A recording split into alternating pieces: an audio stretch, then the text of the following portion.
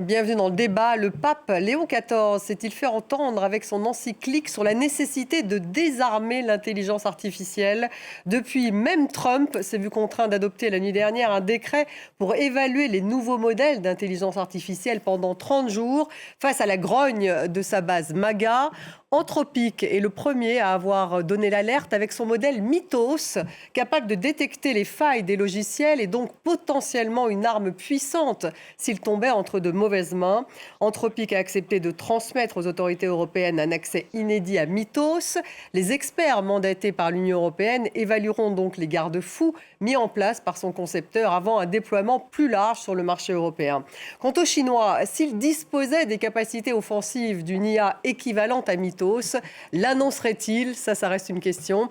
L'inquiétude, en tout cas, de la population face à l'IA grandit. Ses conséquences sur l'emploi, sur l'apprentissage. Aux États-Unis, une colère monte contre la construction des data centers, en raison notamment de leur impact sur l'eau. Et Bruxelles propose aujourd'hui de réserver aux fournisseurs européens les contrats publics en matière d'intelligence artificielle, afin justement de mettre en avant une souveraineté technologique européenne. Alors, faut-il freiner l'intelligence artificielle? Les robots sont-ils des adversaires ou des alliés? Comment réguler l'IA tout en restant dans la course de l'innovation? Est-il possible de créer une IA éthique dans un contexte de rivalité géopolitique? On va poser ces questions à mes invités. Fabio Gennari est avec nous ce soir. Bonsoir. Bonsoir. Vous êtes cofondateur d'Orasio. Orasio qui développe une intelligence artificielle de nouvelle génération appliquée à la vidéo. Vous venez d'ailleurs, vous avez signé un contrat avec le ministère des Armées et votre ambition, vous le dites, c'est d'être un acteur européen de référence de la vidéo d'intelligence artificielle. Merci d'être là. En face de vous, nous avons Delphine Sabatier. Bonsoir. Bonsoir. Bienvenue. Vous êtes journaliste et présentatrice de Smart Tech sur Bismart. Nous avons ce soir Julie Huguet avec nous. Bonsoir. Vous êtes directrice de la mission French Tech, qui est chargée de déployer donc des politiques publiques à destination des startups et de fédérer aussi l'écosystème des startups françaises. Merci d'être là également. Alexandre Picard est avec nous ce soir. Bonsoir. Vous êtes journaliste numérique et sur l'intelligence artificielle au service Économie du Monde, co-auteur avec Damien Leloup et Raphaël Baquet de Nos nouveaux maîtres, l'enquête. Et ça, c'est paru chez Albin Michel. On va démarrer par cette nouvelle de la nuit. Donald Trump qui a signé un décret pour évaluer les nouveaux modèles d'intelligence artificielle pendant 30 jours. Alexandre Picard, je voulais tout de suite vous faire réagir là-dessus. Trump qui a lancé, quand il est arrivé au pouvoir, son projet de 500 milliards de dollars d'investissement sans aucune régulation sur l'intelligence artificielle. Tout d'un coup, il y a ce décret. Alors, il n'a pas l'air d'être très contraignant, mais puisque cette évaluation repose sur la base du volontariat, mais est-ce qu'il y a un changement pour éviter les risques sur la cybersécurité ? Oui, c'est vraiment un revirement puisque Donald Trump, dès son arrivée, s'est vraiment marqué par la dérégulation de l'IA, leur donner un peu un feu vert total et je crois que c'est le premier jour, il a abrogé le décret qu'avait pris Joe Biden, son prédécesseur.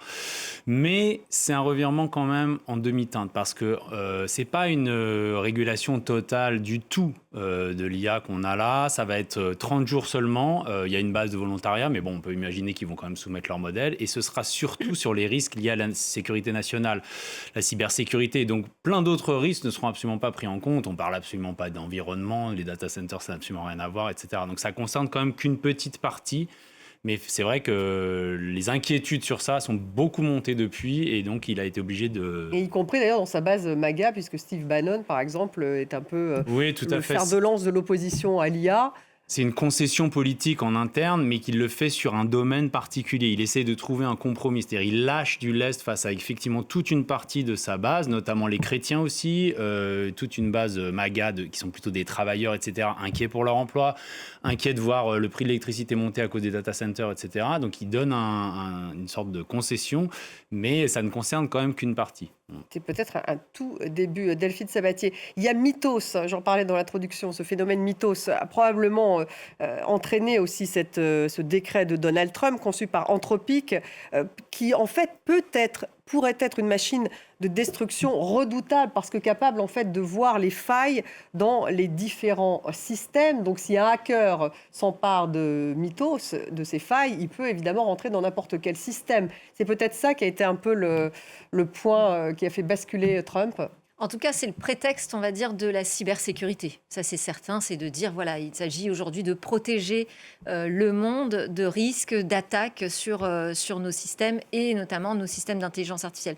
Je dis que c'est un prétexte parce que je ne suis pas sûre que Donald Trump soit très friand de ce que fait Mario Amodei avec Anthropic, hein, sachant le passif qu'ils ont ensemble autour du contrat du département Puisqu'il s'était opposé au américain, Patagone. voilà, de la guerre, comme il l'appelle, Donald Trump. Il s'était opposé justement à donner toutes les clés de son intelligence artificielle en souhaitant qu'il y ait quand même quelques limites éthiques qui soient imposées.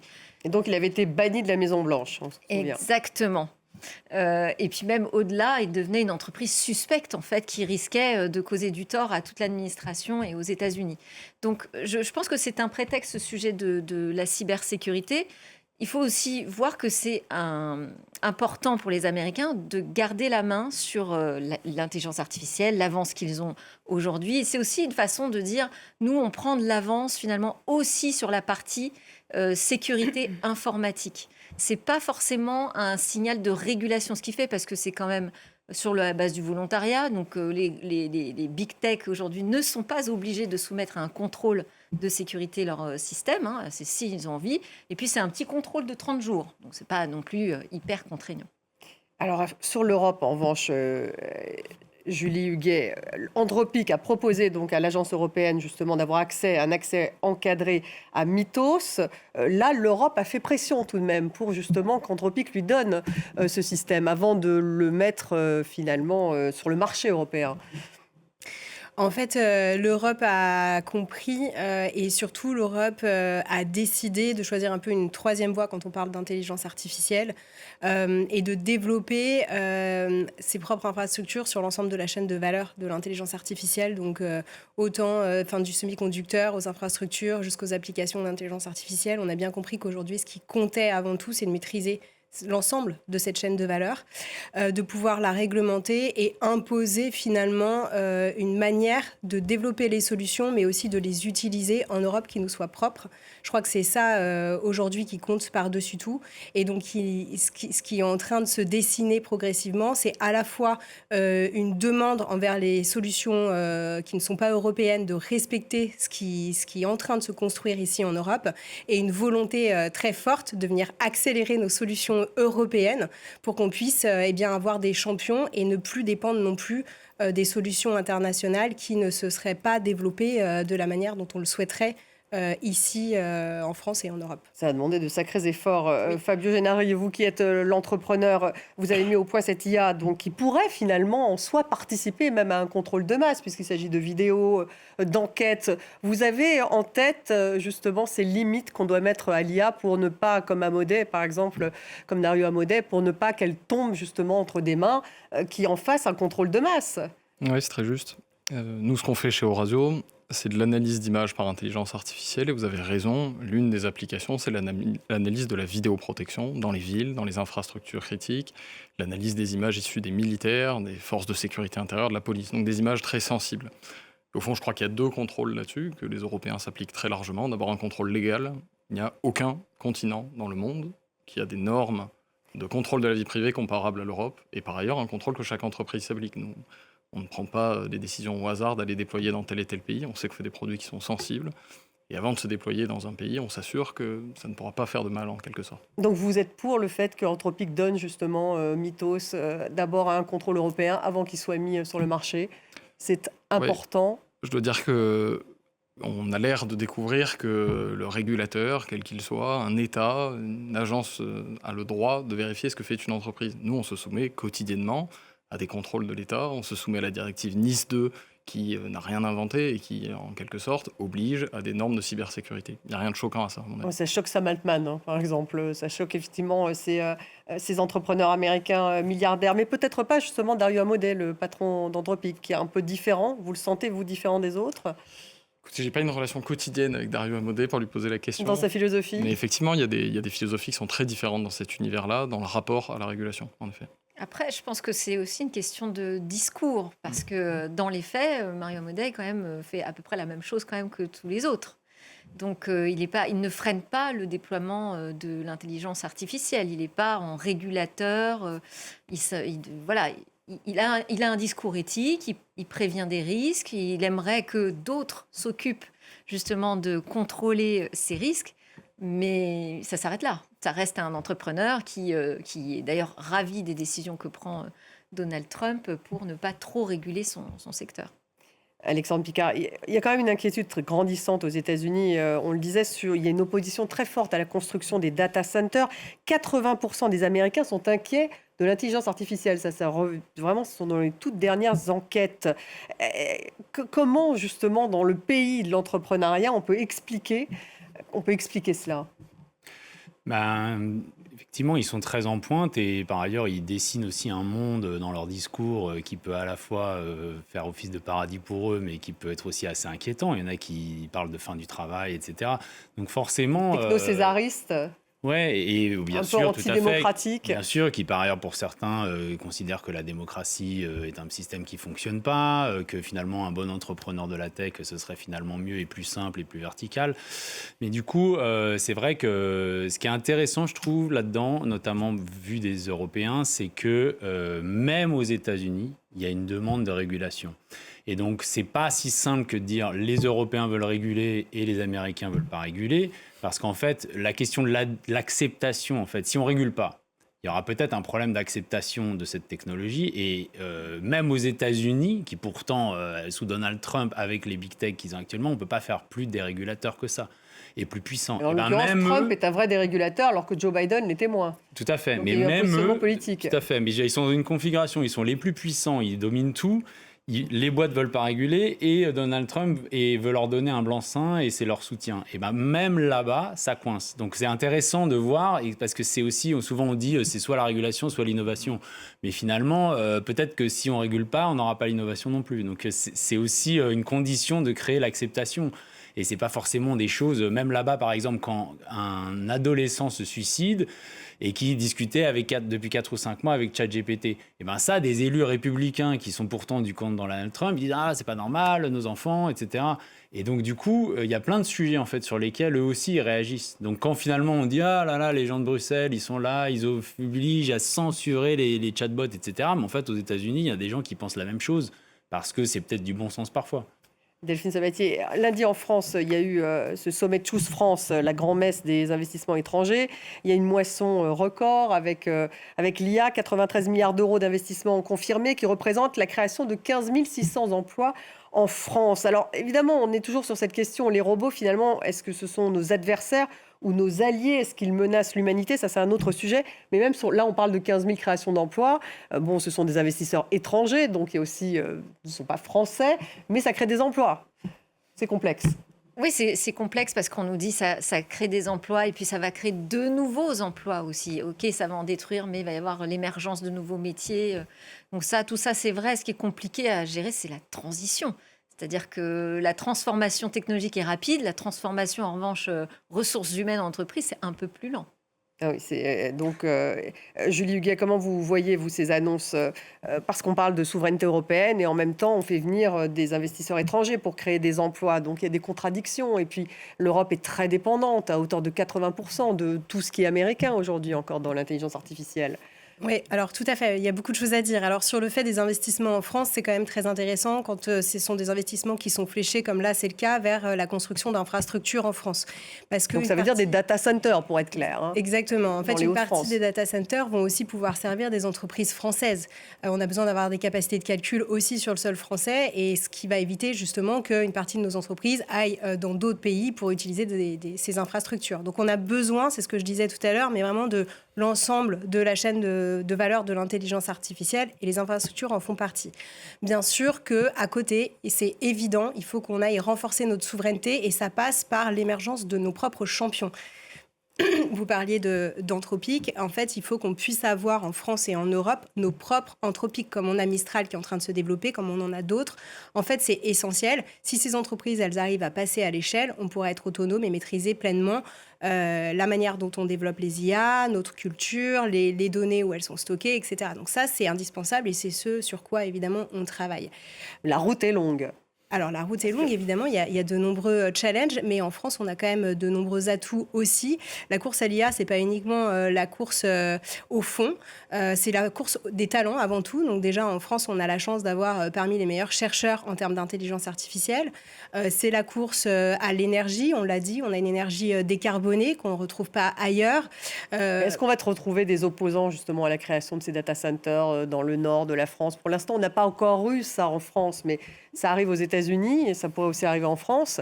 Oui. Énergivores, des problématiques de l'eau lorsque vous construisez des data centers. Je pense qu'en France, on est quand même très attentif à la fois au sujet d'énergie, de décarbonation, d'environnement. Donc je pense qu'on sait qu'on a besoin de construire des infrastructures, mais qu'on saura très certainement aussi mettre les limites et réguler lorsqu'on aura dépassé, ou du moins plutôt pour éviter de dépasser nos capacités. Donc je ne m'inquiète pas tellement là-dessus. Je pense qu'aujourd'hui, on est plutôt dans une phase où on a besoin de construire en France. Donc c'est tout à fait logique qu'on soit amené à développer nos propres data centers, à avoir plus d'investissements sur ces sujets. Et je pense que c'est aussi pour ça que sur cette partie-là, on n'a pas encore, en tout cas, d'opposants, parce que voilà, c'est quelque chose qui est maîtrisé et qui reste plutôt cohérent relativement par rapport à nos besoins actuels, quoi. Cohérent et encore un peu nouveau, Fabio Gennari. Vous étiez favorable justement à ces investisseurs étrangers qui viennent en France à construire justement ces data centers. Pour vous, c'est important que ça soit aussi dans l'Hexagone? Oui, c'est important. On voit l'intelligence artificielle comme une technologie isolée, part d'une chaîne qui va du hardware, de la fabrication de puces, jusqu'à des caméras dans notre cas, et puis aussi de la fabrication logicielle. Si on n'internalise pas d'une certaine manière l'ensemble de cette chaîne, on reste vulnérable à toutes les étapes. Le capital quand même, oui, Ouais. allez-y. On est d'accord tous les deux, je crois, pour dire qu'il y a quand même déjà des frictions aujourd'hui sur le sujet des data centers en France dans les territoires. Et puis, il y a des mouvements en France anti-tech, anti-IA, qui réclament une pause. Enfin, ça existe déjà. Hein. Il y a déjà des frictions, que ce soit sur l'environnement, mais même plus largement sur, d'ailleurs, le titre que vous avez choisi. Hein. Est-ce que l'IA n'est pas hors de contrôle? Est-ce qu'on doit vraiment y aller? Est-ce qu'on est obligé? Ces questionnements, ils existent déjà chez nous. Hein. Oui, c'est vrai. Mais il y a peut-être un point souvent quand on dit régulation, innovation, de dire finalement on peut peut-être réguler, mais pour en même temps que ça ne freine pas les champions qu'on espère avoir, comme Mistral, etc., faut aussi avoir une politique industrielle et les soutenir. Et donc vous aviez parlé de la politique de Bruxelles qui là met un pied pour la première fois dans la logique de préférence européenne. C'est de dire finalement toutes les entités publiques, les collectivités, les mairies, les administrations, les ministères, etc., tout ceux-là qui vont acheter je ne sais combien de trucs d'IA, comme ils ont acheté du cloud et de la bureautique, etc., depuis des années, au lieu de donner 90% aux Américains, comme on a fait jusqu'ici, il faudrait en donner une part substantielle aux Européens. Le Parlement ça, européen qui adopte Quant, enfin en tout cas qui a mis en place exemple. Quant. Et ça, c'est quelque chose qu'en tout cas, des gens comme Mistral réclament, sous-entendu, ne nous mettez pas forcément de la régulation, mais aidez-nous. Et peut-être qu'on peut faire les deux, quoi. Aidez-nous plutôt que réguler. Oui, Fabio Gennari. sur ce point de la Donc, souveraineté, aujourd'hui, on a beaucoup d'acteurs européens qui réclament de la souveraineté, qui réclament de l'achat européen. Nous, on est très convaincus chez Eurasio que la souveraineté, ça ne se décrète pas. Et qu'on travaille avec des forces spéciales partout en Europe, on travaille avec des polices partout en Europe, on travaille en Ukraine avec des gens pour lesquels la souveraineté est un argument très secondaire quand vous avez ce genre d'impératif opérationnel. On pense qu'on gagnera notre souveraineté avec des entreprises européennes qui sont meilleures, techniquement, commercialement, que leurs concurrents israéliens, américains, chinois, en tout cas sur notre technologie. donc vous avez une approche concurrentielle, vous. Arthur Mensch, donc, qui est le patron de Mistral, l'autre jour a fait une audition très remarquée devant des parlementaires, où d'ailleurs il n'y avait pas grand monde, mais... il regardait l'audition en visio. Hein, voilà, donc oui, non, c'est tout à fait possible. Alors c'est vrai, pas de populisme, non, c'est vrai. Mais il a dit en gros que, il fallait aider... par cette demande publique, les entreprises comme la sienne, pour pouvoir investir et donc avoir des modèles meilleurs. On reproche notamment à Mistral d'avoir des modèles légèrement moins bons peut-être que les meilleurs d'Anthropic, etc. Mais bon, il faut voir les montants investis. Donc peut-être que ça peut malgré tout aider aussi dans la logique d'excellence et de performance. Qu'est-ce que vous attendriez? Il est hyper puissant aux États-Unis. C'est un levier incroyable pour toutes les de même que américaines. SpaceX a bénéficié bien de fois de contrats publics de l'armée américaine, etc. Et là, avec beaucoup d'argent. Anthropic ou Palantir équipe l'armée américaine, c'est évident que c'est un soutien même pour les entrepreneurs privés. Quand ils voient, vous équipez l'armée américaine, vous devez être super, quoi. Oui, mais alors justement, encore une fois, la préférence européenne ou préférence française pour ces technologies, quand elles sont quand même très dominées par les États-Unis, par les technologies américaines, c'est quand même pas évident. Il faut renoncer à Google pour adopter Quant. Il faudrait renoncer à Ouais. toute l'IA américaine pour effectivement adopter l'IA de Mistral. Mais enfin, qui va faire ça en Europe aujourd'hui? C'est ça aussi la Eh ben question qui se si, pose. moi je pense que tout ce qui s'est passé ces derniers mois nous a montré à quel point en fait on était dépendant de solutions et à quel point on n'avait plus le choix. Et en fait cet élan de souveraineté, cette préférence européenne, elle passe par la réglementation qui est en train de se mettre en place. On commence à affirmer vouloir une préférence, mais c'est aussi une transformation culturelle. Et alors là où je te rejoins, c'est qu'effectivement il ne faut pas opposer souveraineté et excellence. Il faut que nos boîtes elles continuent à se mettre en concurrence, à chercher à développer les meilleures solutions. Mais néanmoins, nous, ce qu'on constate à la mission French Tech, c'est qu'en fait, cette transformation culturelle, elle est en train d'avoir lieu, notamment auprès des acteurs privés, tous les grands comptes privés en France et en Europe. Et pas que, d'ailleurs, c'est pas qu'une souveraineté européenne. On a aussi des alliances avec d'autres partenaires qui ont envie aussi de diminuer leur dépendance avec Donc des notamment partenaires les non États-Unis. européens. Tout à fait. Je pense par exemple, j'étais récemment au Japon, en Corée, je pense à l'Amérique On latine, pense je à pense au l'investissement de Canada. SoftBank, par exemple, Tout du à japonais fait. SoftBank en France. Tout à fait, qui a eu lieu suite à la visite à laquelle j'ai participé, du président Du de la Choose France. République, qui était récemment au Japon et en Corée.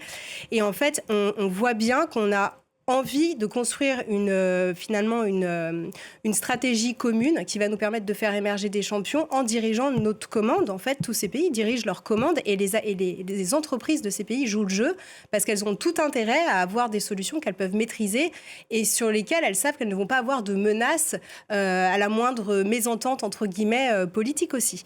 Donc cet élan, il est bien réel de chez les entreprises. On le constate. Nous, on a un programme à notre niveau en France qui s'appelle « Je choisis la French Tech » où les entreprises s'engagent financièrement, mais aussi culturellement, à transformer leur politique d'achat. Ça va jusque-là. C'est-à-dire qu'on passe d'une politique d'achat zéro risque qui favorise les grands acteurs, du coup plutôt américains, à une politique où on dit à nos acheteurs allez-y, prenez le risque. En fait, vous n'allez pas être punis si on se trompe. Et on va y aller ensemble, ce qui va nous permettre de s'assurer la pérennité des entreprises, puisqu'on est plusieurs à les choisir. Et donc, ces entreprises vont grandir, être pérennes dans le temps. Et donc, on aura nos champions. Mais pour grandir, il faut de l'argent, Fabio Janari. Ça reste aussi un peu le cœur du problème. C'est-à-dire pas de capital en Europe. Enfin, en tout cas, insuffisamment. Peut-être un peu en Angleterre. Mais en France, comment justement grandir avec... on fait des tours de table.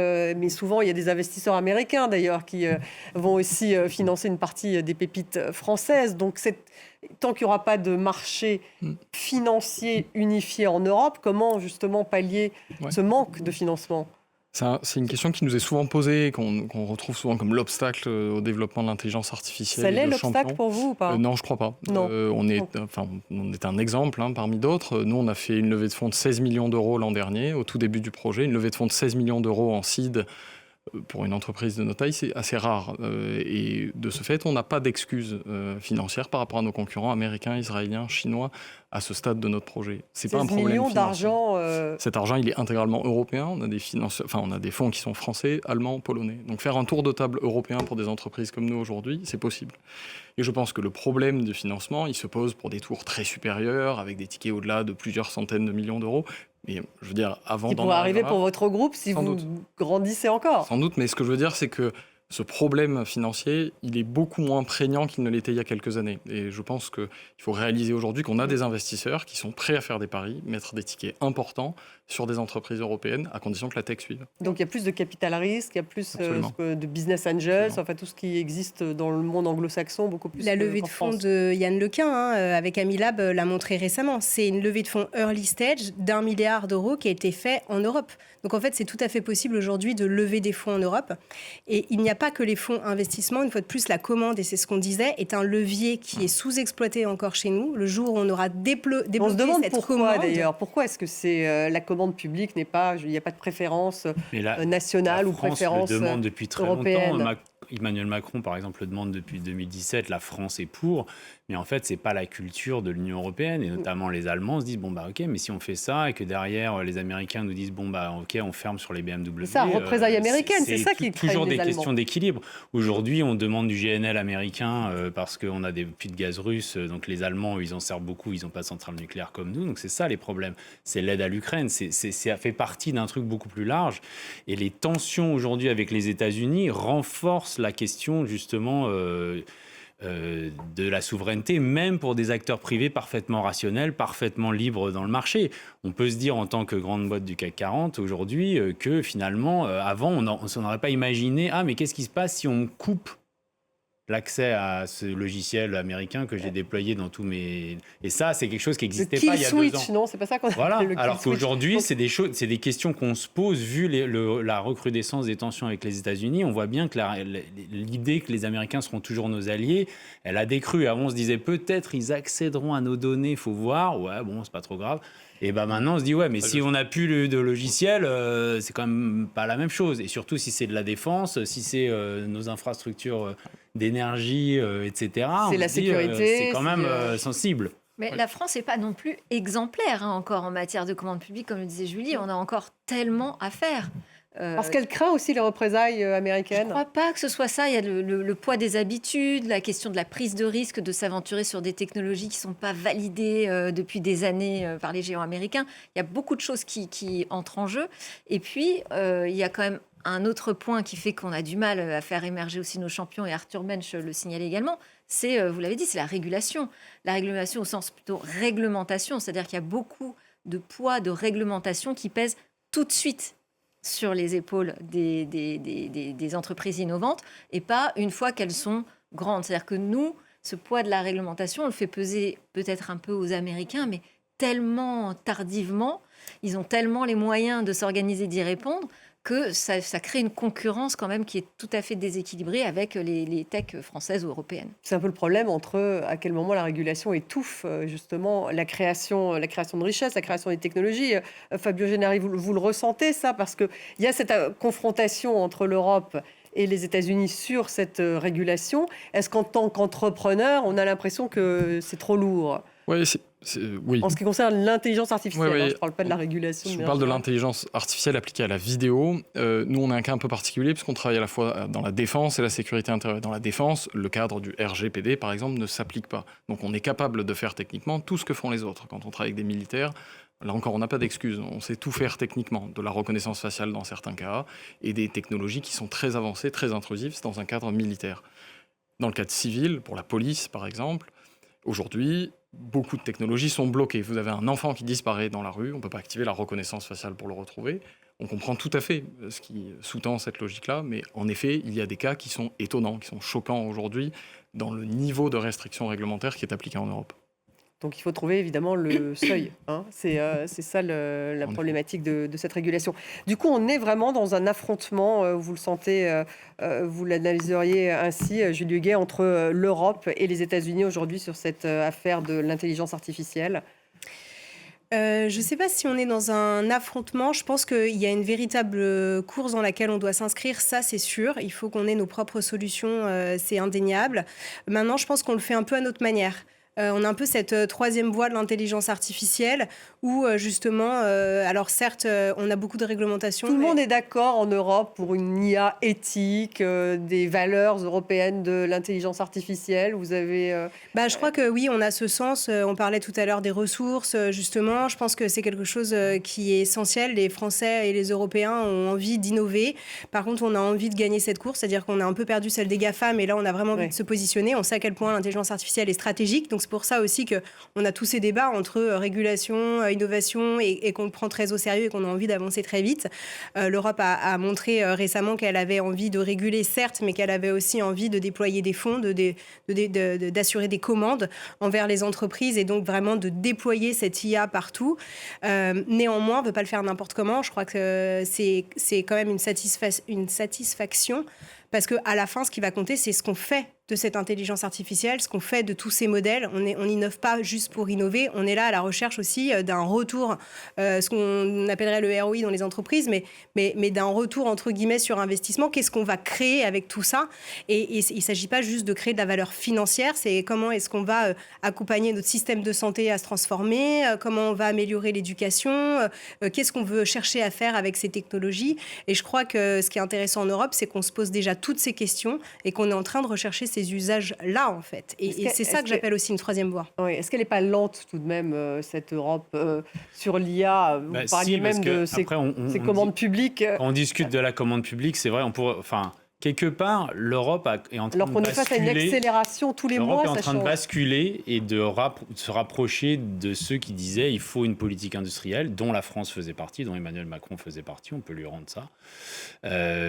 Et l'Allemagne, la Commission européenne se rapproche de cette logique beaucoup plus de politique industrielle, d'éventuellement pouvoir orienter, de mettre éventuellement des subventions, de la commande publique, etc. Ce qui est complètement contraire au logiciel beaucoup plus libéral d'ouverture des marchés dans tous les sens, qui a quand même été un peu l'ADN de base de l'Union européenne jusqu'ici. Mais c'est trop lent peut-être, donc une victoire lente et peut-être une défaite. Mais ça change, vous avez l'impression quand on dit mais quand même on peut pas exclure les Américains, etc. C'est souvent un des arguments quand on dit par ailleurs ils ont les meilleures solutions, donc on va pas non plus s'en passer, c'est normal. En fait, on parle pas de ça, on parle juste d'avoir peut-être un acteur ou 5% du marché ou peut-être 10%. Je veux dire, Mistral n'a pas 10% du marché de l'IA aujourd'hui, et il y a que 4 pays dans le monde qui ont un producteur de modèles d'IA. Les États-Unis, la Chine, le Canada et la France. Pas l'Allemagne, pas l'Angleterre, personne d'autre. Donc en fait, on parle juste de ne pas être complètement annihilé de la planète, quoi, et d'avoir juste quelque chose. Donc c'est pas non plus dominer et jeter les Américains à la mer, hein. C'est juste avoir une microscopique part. Surtout qu'ils sont tout de même moins devant. Ce qui n'est pas le cas sur tous les autres services numériques passés. La Chine, ça serait intéressant aussi d'en dire un mot, parce qu'en fait, la vraie rivalité aujourd'hui, bon, certes, l'Europe tente, mais c'est quand même les États-Unis et la Chine, on l'a vu avec Bixik. Et d'ailleurs, justement, est-ce qu'ils en sont au point d'Anthropic avec Mythos? Est-ce qu'ils ont aussi, eux, ce type d'IA qui permettent de voir toutes les failles dans les différents systèmes? Est-ce qu'ils en sont là? Ça reste une question. Ils ont une capacité d'accélérer qui est phénoménale. Ils ont une force de frappe à la taille de leur pays. Ils ont un chemin de décision pour les politiques publiques qui est assez simple par rapport au nôtre en Europe. Donc oui, les Américains craignent énormément la Chine en concurrent. Mais ce qui est intéressant, parce que ce que disait Julie, c'est qu'il n'y a pas qu'une bataille business quand même là-dedans dans l'intelligence artificielle, c'est aussi une bataille culturelle. Parce qu'à travers ces grands modèles de langage, les Américains ne font pas que montrer les gros bras économiques. Ils diffusent aussi une manière de penser, une manière de s'exprimer. Et c'est important que l'Europe aussi prenne une place culturelle dans cette bataille. Et ça peut peut-être aussi convaincre ceux qui sont les plus anti-IA de l'importance d'exister sur ce marché face aux Américains, mais aussi face aux Chinois.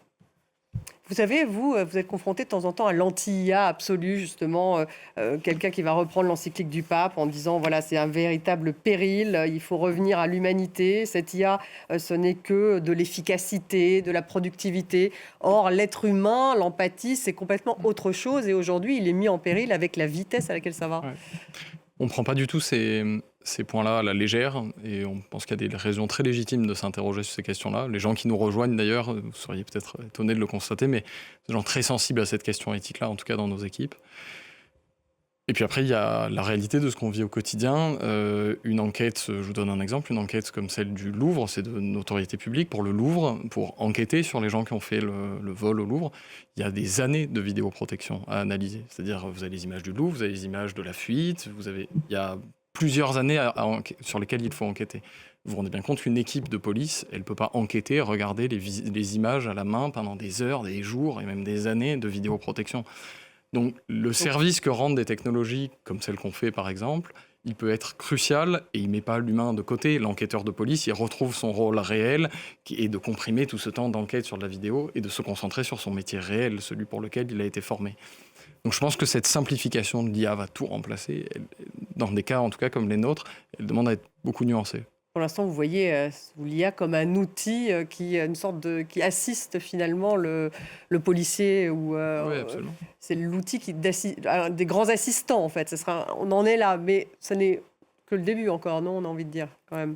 Est-ce qu'il faudrait mettre plus de garde-fous, Julie Huguet?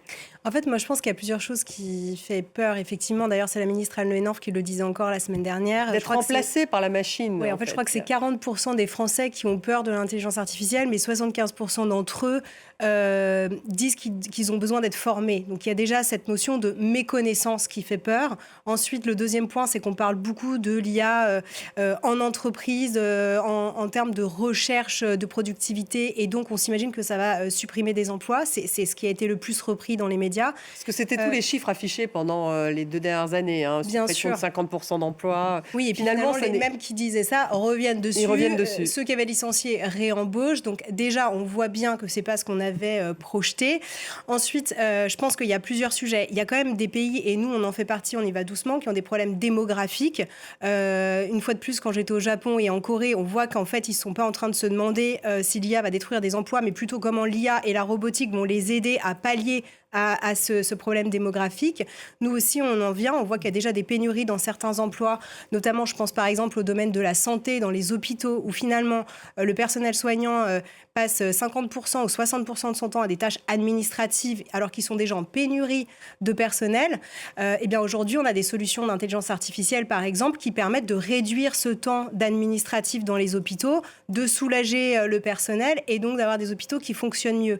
Donc l'intelligence artificielle, c'est ça aussi. Malheureusement, on n'en a pas parlé sous ce prisme-là pendant longtemps. C'est pour ça que je parlais de quel est le ROI qu'on veut aller chercher, qu'est-ce qu'on veut faire vraiment avec l'intelligence artificielle. Et l'intelligence artificielle, aujourd'hui, c'est ça. Moi, j'ai des centaines de cas que je vois avec nos startups, des exemples que je peux vous donner finalement d'intelligence artificielle qui viennent améliorer le quotidien, qui viennent améliorer la vie des citoyens, qui permettent aux entreprises d'être plus compétitives. Par exemple, quand on parle d'industrie, augmenter la productivité. C'est même pas qu'une question d'augmenter la productivité, c'est qu'aujourd'hui, on n'a pas de salariés pour les industries. On a des métiers qui sont très difficiles, porter des charges lourdes, des accidents, un nombre d'accidents pas possible dans les usines, qui peuvent être réduits si on envoie des robots, de l'IA, là où c'est dangereux pour l'homme.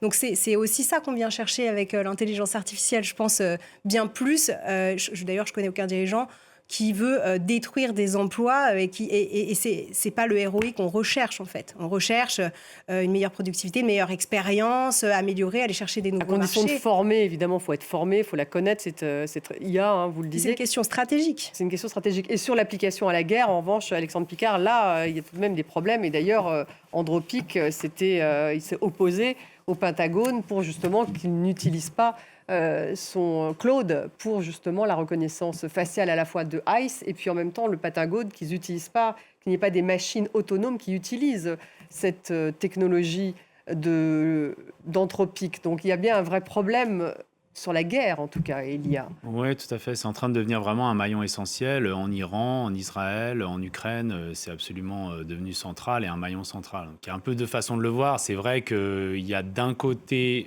c'est ceux auxquels Mario Madej faisait référence, l'idée qu'on va glisser de plus en plus vers des armes autonomes et que c'est, bien sûr, toutes les armées ont dans leur doctrine l'idée que l'humain reste dans la boucle, ce qui est tout à fait clair.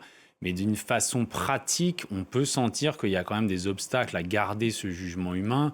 Si je valide des informations, enfin des décisions proposées par l'IA et des cibles proposées par l'IA, mais que j'ai 25 secondes pour le faire, ou que je ne comprends pas les données qui ont mené l'IA à suggérer cette cible, mon agrément peut devenir factice. Donc ça, c'est un vrai sujet à surveiller du point de vue de l'éthique. Voilà. Et après, à l'inverse, c'est vrai que si on se remet dans notre logique de souveraineté, par exemple, Arthur Mensch disait l'autre jour, oui, mais en fait, si on n'a pas d'IA militaire française, européenne, c'est comme si on n'avait plus de dissuasion nucléaire. Et on en est bien jaloux de ça et on est bien content de l'avoir, la dissuasion nucléaire. Donc si on ne l'avait pas, donc c'est vrai que c'est un vrai sujet régalien aussi et de souveraineté, quoi. Ça veut dire qu'il faut mettre quand même des garde-fous quand vous l'appliquez aux militaires. Oui, absolument. Il y a beaucoup de garde-fous dans le cadre militaire, mais je crois que cette question elle est importante. Il faut se dire, de ce que nous on voit en Ukraine, de ce que nous on voit avec toutes les armées avec lesquelles on travaille, la guerre va évoluer considérablement. La façon dont on faisait la guerre il y a 5 ans, il y a 10 ans, n'a plus rien à voir avec la façon dont on la fera dans quelques années. Nous, notre souci en tant qu'industriels, c'est de s'assurer que nos pays disposent des capacités techniques pour rivaliser avec les autres et que demain, sur des technologies aussi sensibles, on ne dépende pas des Chinois ou des Américains. Après, charge aux démocraties, charge aux élus de décider quelles sont les règles qui s'appliquent à nous. On peut peut-être aussi faire un petit point, je pense que c'est le bon moment, sur de quoi on parle quand on parle d'intelligence artificielle, parce que en fait, ce qui fait beaucoup peur aujourd'hui, c'est ce qu'on appelle les IA génératives, parce qu'elles viennent prendre une place importante, je dirais, dans l'intellectuel, dans la manière dont on réfléchit. On a l'impression que maintenant, les IA peuvent réfléchir comme nous, elles peuvent s'exprimer comme nous, elles peuvent créer Elles peuvent s'emparer de nos créations aussi, hein, piller les œuvres et tout ça. Et puis, il y a l'intelligence artificielle avec d'autres branches. Donc, j'imagine que Plus vous êtes d'accord spécialisées. avec moi, chez Ouais, Eurasio, vous ne travaillez pas qu'avec des IA génératives. Hein. Quand on parle d'intelligence artificielle, on parle de machine learning, de deep learning, donc des logiciels qui sont capables d'être de plus en plus pertinents, intelligents, qui apprennent par eux-mêmes et plus autonomes. Et ça, c'est important aussi peut-être de replacer le débat là-dessus, parce que quand on confond tout, on ne sait plus quel combat prendre finalement. Donc, Mais l'éthique reste un sujet. l'éthique quel que reste un soit, sujet. Quelle que soit l'intelligence artificielle. Exactement, mais parfois on se trompe de débat en se disant oui, bah, ça va être des super intelligences qui vont remplacer les humains parce qu'on a l'impression que ces IA parlent comme nous. En fait, les questions éthiques, elles se positionnent plutôt sur qu'est-ce qu'on laisse comme décision aujourd'hui au logiciel ou non. Mais on en laisse de plus en plus. Enfin, c'est ça le risque. Ah oui. C'est qu'elles deviennent autonomes à un moment donné. Quelles sont les limites Elle qu'on pourrait fixe même se faire ça. non seulement ne pas être d'accord avec les êtres humains, mais en plus ne pas être d'accord entre elles. Si on lit un peu les publications américaines, Alexandre Picard, ces intelligences artificielles. Oui, tout à fait. Il y a toujours eu, mais c'est très vieux. En fait, c'est bien avant. C'est presque même une logique théorique au départ. C'est-à-dire, finalement, imaginons une IA super puissante. Imaginons qu'elle soit plus d'accord avec nous. Qu'est-ce qui se passerait, etc. Mais donc, c'est presque des débats au départ qui sont quasiment philosophiques. Aujourd'hui, C'est bien sûr, inévitable que ils prennent une acuité plus forte, mais il faut quand même garder en tête que c'est pas un discours. Le discours, par exemple, de Dario Amodei. Dans une partie de Sam Altman, d'Elon Musk, c'est pas un discours consensuel pour tout le monde. Il y a un courant, par exemple, en Europe qui dit bah non, c'est un peu du marketing de la peur, qui magnifie de façon exagérée le pouvoir des intelligences artificielles. La super intelligence telle qu'ils l'imaginent, extrêmement anthropomorphisée, etc., c'est pas forcément le sens que ça va prendre. Et voilà. Et de l'autre côté, complètement l'inverse. C'est-à-dire qu'on est dans la dystopie. Enfin, Mais en fait, qu'on croit à la fin de l'humanité ou qu'on croit à une utopie géniale avec l'abondance totale, en fait, dans les deux cas, peut-être qu'on magnifie un peu trop la puissance que l'intelligence artificielle aura. Peut-être qu'il y aura des sous-branches, ce ne sera pas forcément une sorte de grande entité qui se compare presque comme une espèce alternative à l'homme. à l'être humain. Peut-être une vision un peu... Merci. Si le législateur se Merci base beaucoup. là-dessus, on n'aura pas les bons sujets qui seront abordés en politique. Merci Delphine Sabatier, Alexandre Picard, Julie Huguet. Merci beaucoup Fabio Gennari d'avoir participé à cette émission. Voilà ce qu'on pouvait dire sur l'intelligence artificielle. On se retrouve demain.